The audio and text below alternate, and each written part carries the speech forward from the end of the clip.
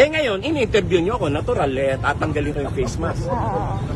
Paano ako magsasalita kung hindi ko tatanggalin yung face mask? Pero sir, sa DOH na yung pinaka-kinote nyo dati.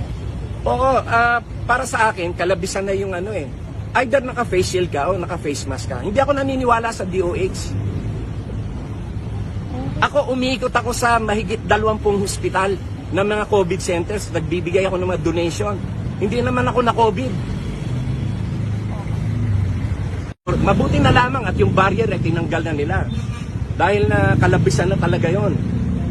Biruin mo, naka-face mask ka na, naka-face shield ka pa, naka-helmet ka pa, may barrier pa. Ano ba yan? Sa totoo lang, ang COVID, curable.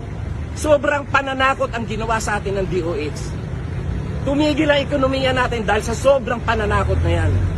Nagagamot ang COVID. If at the onset, gamutin mo lang agad ng mga gamot na kagaya ng lianwa, hindi naman matutuloy yung COVID eh.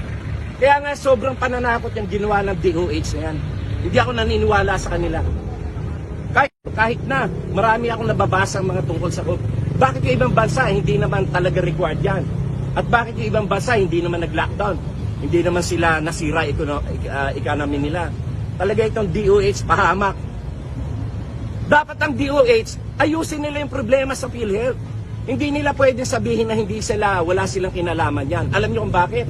Lahat ng hospital, lahat ng mga eye center, lahat ng mga dialysis center, kung meron silang ginagawa na mga katiwalian, ang may control ng lisensya ng mga hospital at mga clinic ay DOH.